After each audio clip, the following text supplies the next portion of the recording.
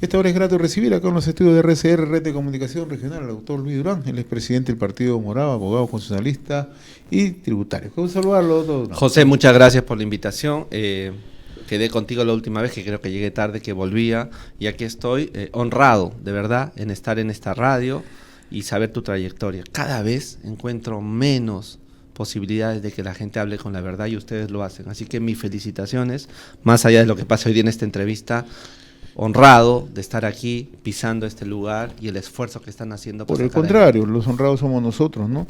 Me gustaría comenzar un poco analizando lo que está pasando en el país, ¿no? Sí. Los recientes cambios que forman parte de todo este tinglado que estamos viviendo en los últimos meses, en el último año, ¿no?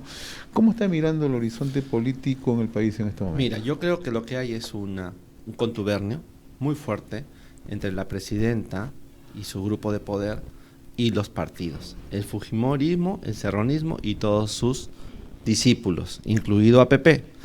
¿Cuál es la función? ¿Cuál es la diferencia con otros tiempos? En que esta toma de poder de los extremos tiene detrás una serie de organizaciones que vamos a llamar informales y algunas delictivas que sostienen ese poder. Estoy hablando de las universidades Bamba, estoy hablando de grupos, ¿no?, de presión social, estoy hablando de corruptos, de un montón de gente que está minería ilegal. Minería ilegal, tráfico, trata de personas, inclusive yo te puedo decir que hay todo un contubernio de mucha gente. ¿Qué están haciendo? Están construyendo un proceso que yo le llamaría que va a llevar a una dictadura encubierta. Que esto ha pasado en Hungría, esto ha pasado en Turquía y esto ha pasado en Venezuela. En Hungría y en Turquía, extrema derecha. En Venezuela, extrema izquierda. ¿Cuál es el concepto? Llegan al poder, sepa Dios cómo, empiezan a organizarse, construyen acuerdos, empiezan, ¿sabes a qué?, a tomar poderes, empiezan a tomar instituciones. Una vez que tienen controladas las instituciones, le faltan un paso, y es ahí cuando la sociedad civil se da cuenta, y empieza a decir, vamos a organizarnos, y la sociedad civil le va a ganar una elección, y ¿sabes qué hacen ahí? Avanzan para no dejar espacio en las elecciones. Y algo más, una última cosa, permíteme decirte lo último. Empiezan a controlar a las fuerzas del orden, no para que cumplan con su deber constitucional, sino para que sean agentes del régimen. Entonces controlan el sistema electoral y controlan la fuerza pública. Es su último acto contra la sociedad. ¿Y qué hace la sociedad? Empieza a sufrir hasta que un día los votan. Esto ha pasado, esto está cantado, esto pasó en el Perú con Fujimori. Hacia eso vamos, yo lo siento, pero eso es lo que están llevándonos. ¿Y ese riesgo puede llevar a un endurecimiento, control de instituciones del gobierno? Ya lo están haciendo, están controlándolo todo. Mira lo que ha pasado ayer. Ayer han sacado una norma que ha apoyado el fujimorismo, el serronismo, ¿no? ¿Y qué dice la norma? Le devuelven a la Policía Nacional la obligación de gestionar la investigación de los delitos. Ya sabemos, tú y yo somos mayores, que eso no funcionó en otra época. La constitución del propio Fujimori dijo que eso era función del Ministerio Público. Se lo están devolviendo a la policía. ¿Y por qué? Para hacerle daño a la policía. ¿Tú crees que este ministro, que está dedicado a perseguir a instituciones y a personas para ocultar el delito de la señora presidenta o de otro sepa Dios de quién es, o sea, que no actúa con la verdad, ¿tú crees que ese señor va a dirigir a la policía bien? Entonces, ahí están tomando, pero la toman legalmente, construyen reglas de juego legales que se apartan de la institucional para controlar. Pero yo creo que la policía, los ciudadanos, todos van a resistir, pero este es de largo plazo. Ese es el problema, toma de instituciones para controlar el poder a su máxima expresión. Esa es mi opinión. Recientemente ustedes se suelen emitir pronunciamientos sobre el acontecer político en nuestro país. En el tema de la criminalidad organizada, sí. Ustedes señalan que responsables de todo esto son la presidenta Dina Boluarte y el ministro y el Congreso de la República. Totalmente. Mira, 4 normas del Congreso. Empecemos por ahí. 4 normas. Primera norma. Quieren salvar a sus amigos militares, a los malos militares, y crean una regla para poner límites al delito de lesa humanidad en el Perú. Y no se dan cuenta, pues son burros, y esa norma va a aplicarse a los terroristas también. Entonces tienes terroristas y malos militares defendidos por un gobierno que no sabe qué hacer. Segunda cuestión, establecen una regla para limitar lo que teníamos para luchar contra las bandas. Crean una limitación para las personas que hacen delación, ¿no?, delación voluntaria de los delitos, y además limitan el secreto bancario, o sea, crean reglas para evitar el tránsito. ¿Eso por qué? Porque se están defendiendo ellos, pero están defendiendo a su gente. Ahora esto. Y 4, se tapan entre ellos. Mira, mochas sueldos, gente corrupta, etcétera, no les pasa nada. Son como un grupo. Entonces, ellos son parte de este tinglado. Y lo que quieren es, te insisto, quedarse en el poder y mantener a su grupo. ¿Y qué pasa con la señora Boluarte? Cambia ministros. ¿A quiénes saca? A sus ministros que fueron los más sobones, los que no sirvieron para nada, y ellos le tiran una patada. Empiezan a hablar contra ella. ¿Y quiénes se quedan? Se quedan los ministros que están sirviéndole a ella para controlar. Ese ministro de Interior debió irse. Ese ministro de Educación. ¿Sabes lo que ha dicho, lo que ha hecho, cómo hablan? O sea, ella quiere tener a su lado a sus serviles para que le cuiden. Entonces hay un pacto, una unión. ¿Y cómo esto afecta al ciudadano común? Nos crean inestabilidad, deconstruyen las instituciones, no permiten que se luche realmente contra la verdadera cuestión. Y aquí permíteme decirle, ¿cómo luchar? Entonces, usted dice, ya, señor Durán, yo estoy de acuerdo con usted en su diagnóstico. Pero ¿cómo hay que combatir para la inseguridad? Yo quiero decirle a tus televidentes lo siguiente, mira, la inseguridad no es un problema espontáneo, que surge en un lugar porque alguien se portó mal, como nos lo venden, porque hay personas de mal vivir. No, la criminalidad es organizada, y es organizada desde fuera, son mafias internacionales. Entonces, tú para luchar con ellas necesitas 2 cosas, inteligencia. La policía no tiene que estar haciendo papeles pues, para iniciar procesos de investigación fiscal. La policía tiene que hacer inteligencia y no la hace, y no los entrenan para eso. Y los sacan de las escuelas de policías sin tener la formación debida en la inteligencia, que es el futuro. Y 2, aliarte con los mejores países del occidente en inteligencia. Aliarte con Estados Unidos, con Francia, con Inglaterra, con Alemania. ¿Para qué? Para hacer una colaboración, porque ellos conocen a las bandas internacionales, saben dónde están. Nosotros solamente conocemos los efectos. Entonces, juntándonos con ellos, trabajamos. ¿Y qué hace? ¿Qué hacía el ministro de Relaciones Exteriores? ¿Acaso no iba a las embajadas a insultar a esos países?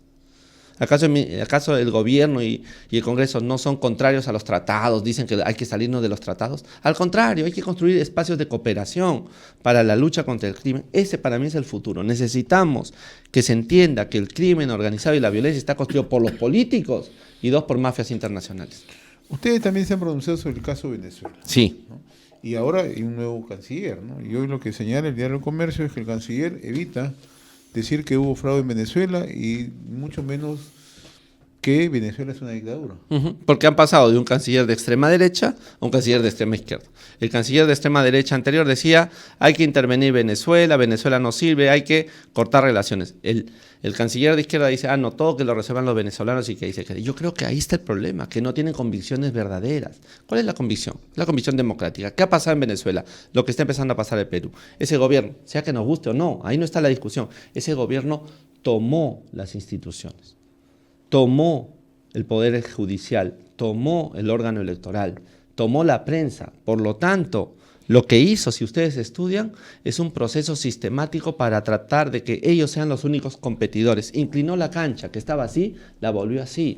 Entonces, esa elección no tiene ningún sentido. Entonces, defender un régimen, quedarse callado frente a esa situación donde está muriendo gente que está saliendo a las calles, es contrario a cualquier ideología de un demócrata. Pero luego tú tienes que ver otra cosa. Hay venezolanos fuera de Venezuela.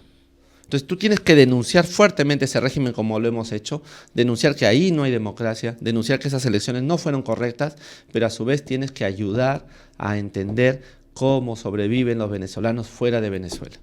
Y eso es lo que no hizo el anterior canciller. Entonces, nuestra posición es muy clara. Lo de Venezuela es un desastre dictatorial, es una violencia contra los ciudadanos planificada, como fue en Turquía, como fue en Hungría. Por favor, mírenlo. Allá era la extrema derecha, acá es la extrema izquierda, pero el objetivo es el mismo. Un conjunto de gente sátrapa que se creen dueños de una sociedad y quieren controlarlo todo. Y luego empiezan a robar y a corromperlo. Esa es la posición del Partido Morado, sin ningún ambaje. Acá no hay tibiezas. No tiene que ver con la ideología de la gente, tiene que ver con lo que hacen. Tú puedes pensar de una manera, pero tus actos dicen lo que tú eres. Si tú crees en el pueblo, tú no le vas a quitar la democracia. Si tú crees en la solidaridad con los más humildes, no lo vas a someter al hambre, no vas a hacer que los niños, las niñas se vayan del país. ¿Cuántos venezolanos han perdido su historia viéndose a otros países donde no los tratan bien? Ese no puede ser un partido, no puede ser un gobierno, una ideología al servicio del pueblo. Yo me niego a creerlo, me niego a creerlo. Nuestro invitado, Luis Durán, presidente del Partido Morado, abogado constitucionalista, tributarista. ¿Cómo está marchando el Partido Morado? Gracias por la pregunta. Mira, el Partido Morado primero tuvo que hacer un proceso de catarsis, de mea culpa y de reconocimiento de sus errores. 3 errores tuvimos, los quiero decir, que no provienen de nuestro corazón, de nuestra forma de ser, sino de nuestro error de impericia, de incapacidad. Primero, fuimos frívolos, porque tomamos a broma el discurso de cambio institucional que queremos hacer, y por eso la gente en las regiones no nos entendió. Segunda cuestión, el Partido Morado se concentró en Lima, y sus principales actores eran personas que no representaban al Perú. Por eso a veces nos dicen hasta caviares. El Perú es más grande, el Partido Morado tiene que ser un partido que sostenga, que signifique al Perú profundo, a todo el conjunto de la nación, porque todos los peruanos tenemos igual valor. Y tercera cuestión, no fuimos suficientemente claros en los momentos difíciles para decirle al país lo que pensábamos, se nos decía que éramos tibios. ¿Te acuerdas? Porque nuestros liderazgos decían una cosa, otra cosa. Eso, catarsis. Después, reconocimiento. Tuvimos a un presidente como Francisco Sagasti que cumplió las 2 cosas que hizo y no está preso. Dijo que iba a haber vacunas para todos y la hubo. Y dijo que iban a haber elecciones generales limpias y las hubo. Cumplimos. Entonces, ahí esa catarsis significa lo bueno y lo malo del proceso. Entonces, fortalecidos ya sobre esa base, tenemos 3 obligaciones hoy día. La primera, te la digo muy claramente, el Perú se está yendo al abismo. Ya estamos yendo al abismo. La función de un partido inteligente, de un partido democrático, es sostener y ayudar a sostener. No renuncio a que haya una unidad de los partidos y las agrupaciones que defienden al Perú. Si tenemos que llegar a un punto duro donde nos tenemos que encontrar, hay que hacerlo. Primera cuestión, unidad. Se lo digo a los otros líderes de los otros partidos. Unidad, trabajo conjunto, entendimiento común. Segunda cuestión, el partido tiene que hacerse nacional y traer a los mejores hombres y mujeres. Y en eso estamos. Movimientos como el Ayo en Ayacucho, Apus, Aguajún en la Amazonía, ciudadanos y ciudadanas en el norte del Perú y en el centro sumándose al partido. Hoy día ya no te inscribes para ser candidato a nada, sumándose al partido porque saben que aquí pueden ayudar. Hay que hacer un partido nacional, hay que devolverle el poder a la nación. Y tercera cosa, última, vamos a tener un proceso formativo. Hoy día te contaba, hay una experiencia, el inicio de la programación del Plan de Gobierno 3.0, con una capacitación a 100 militantes del partido en Lima físicamente y a 200 por internet, de 9 a 1 de la tarde. ¿Quiénes la están haciendo? Los funcionarios del CEPLAN, que tienen como función obligatoria trabajar y ayudar a las organizaciones, para que nos digan nos recuerden cuáles son los acuerdos del Acuerdo Nacional, perdona la palabra, o sea, los compromisos del Acuerdo Nacional en el que participó el Partido Morado para el 2000, la visión del 2030-2040 en el Perú. Y a partir de ahí, un partido que forme gente. No queremos llegar a improvisar. Y eso lo vamos a cumplir, te lo prometo. Vamos a tener un plan de gobierno mejor que el que tuvimos antes y ahora más incardinado en cada lugar del Perú. El poder lo merecemos tener todos y todas los peruanos. En eso estamos. ¿Cómo han tomado la salida algunos dirigentes? Gracias. ¿Podemos hacer una recomposición? Mira, la salida siempre es un dolor. Estoy hablando en primer lugar de la salida de 3 miembros que están en el Congreso, es un dolor, o sea, los 3 congresistas que entraron por el Partido Morado no están más. Es un dolor porque no hicimos las cosas bien, pero es una satisfacción también, porque tú en el camino sabes con quiénes cuentan. Y creo que está bien, que el Partido Morado no tiene que tener representación en este Congreso y que esas personas que salieron hicieron su propio camino. Pero luego han salido algunos otros dirigentes, no hemos logrado acercar personas que tenían que venir, ellos tendrán su razón. Yo siempre voy a ser claro en 2 cosas. La identidad de uno no se negocia. Eso es lo primero. Si yo negocio que soy Luis Durán y lo que soy, yo soy huancaíno y vengo de allá, entonces no funciona. La identidad del Partido Morado no se podía negociar. No puede venir alguien a decir yo me quedo o vengo a tu partido si le cambias el nombre. Porque es cambiar tu apellido, porque ese nombre para nosotros tiene sentido e historia. Yo eso no lo voy a negociar porque sería volver al pasado. Así que estoy feliz por eso. Se fueron y no llegaron porque querían que se cambie el nombre y nosotros no lo íbamos a aceptar porque este nombre tiene valor. Pero luego, la siguiente reflexión que tenemos que hacer es esta. ¿Para qué están los partidos en este país? ¿Están para elecciones solamente? Sí, tenemos que ganar elecciones. Pero si no hacemos instituciones no funciona. Así que lo que hemos aprendido son dos cosas. Mira, la primera es, todos los que vienen tienen claro que no hay negocio ni acuerdo aquí. Vienen a militar, a ponerse el overol, a hacer institución. Y segundo, que el país no lo vas a cambiar en el 2026, no lo van a cambiar personas, no lo va a cambiar yo, lo va a cambiar instituciones, y el Partido Morado tiene que ser parte de muchas instituciones, y eso es lo que hay que tener claro. ¿Y eso qué nos obliga el 2026? ¿A hacer alianzas? Sí, por eso te digo, yo no estoy seguro de que el 2026 haya elecciones libres, no estoy seguro. Manejo otros escenarios, elecciones limitadas o incluso que no hayan elecciones. Entonces, los acuerdos institucionales no pueden ser electorales. Eso nos enseñó la época de Fujimori. Si tú te sientas a la mesa para discutir acuerdos electorales, no funciona. Tiene que ser acuerdos programáticos y de visión. Y yo no renuncio a eso. Yo no renuncio a que nos juntemos los varios partidos a establecer unas reglas de juego de lo que viene. ¿Cómo vamos a derogar todas estas cosas que están dejando? Y segundo, y Dios quiera, un acuerdo electoral. Ojalá. No estoy seguro porque las normas electorales no las pueden cambiar, pero ¿cuál sería mi visión?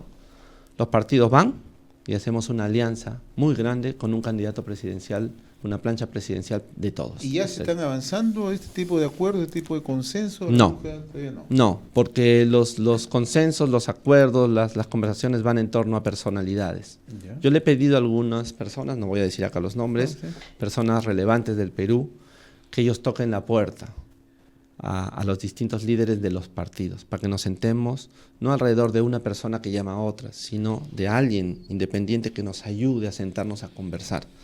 El Partido Morado no lo pudo hacer, yo no pude hacer, yo los llamé, conversamos con varios de ellos, no se logró. Pero entonces ahora que sean notables, personas de ajenas de la política incluso, que den su respaldo para esta conversación. Ojalá, José, el Partido Morado quiere que eso ocurra, pero también es nuestro deber algo. Queremos eso, pero también queremos fortalecer al Partido Morado para que sea una alternativa. Entonces, tengo dos frentes que avanzar y creo que lo vamos a cumplir bien. Francisco Sagasti. Francisco Sagasti es un gran peruano, es muy honesto, ustedes saben. Hay que defender a Francisco de dos cosas. Te voy a decir de qué cosas. Primero, de la afrenta que le hace esta derecha extrema de no llamarlo presidente y de ningunearle esa categoría. Estoy acabando de escribir un artículo muy breve que voy a poner en la universidad explicando por qué un congresista que es llevado a la presidencia en una situación extrema no es encargado de la presidencia, es presidente de la República. Segunda cosa de la que hay que defenderlo es de las patrañas que dicen que él utilizó a las Fuerzas Armadas y removió personas con intereses personales. Eso no ocurrió. Entonces hay que defenderlo. yo le pido a los ciudadanos que nos ayuden a defender, que se enteren. Y tercera, me había olvidado la tercera, que hay que defenderlo. Este es un rumor que han circulado. Dicen, el otro día estuve en un canal de televisión reclamándoles. Hay unas personas que se dicen constitucionalistas que dicen, no, Francisco Sagasti en realidad observó la ley que eliminaba la pensión para los expresidentes porque quería tener su pensión. Es más, 10 días después presentó su carta de pensión. Y yo les digo, mienten.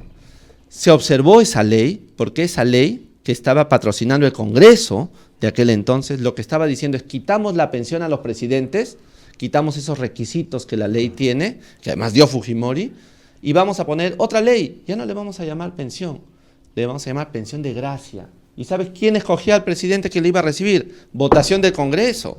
O sea, estos sinvergüenzas querían llevar la ley para que sea subjetiva y no objetiva. A eso se opuso Francisco Sagasti. Entonces yo les pido a todos, hoy día, más que preocuparnos si Francisco va a ser candidato o no, eso para mí no es importante, es defender el honor de una persona que dio en su gobierno todo para el Perú. Esas tres cosas les pido. Sí ha sido presidente, no ha violado la ley ni la Constitución en su actuación pública, y tercero, no tiene intereses por pensiones. Él quiso arreglar y evitar que estos mañosos del Congreso cambien las cosas.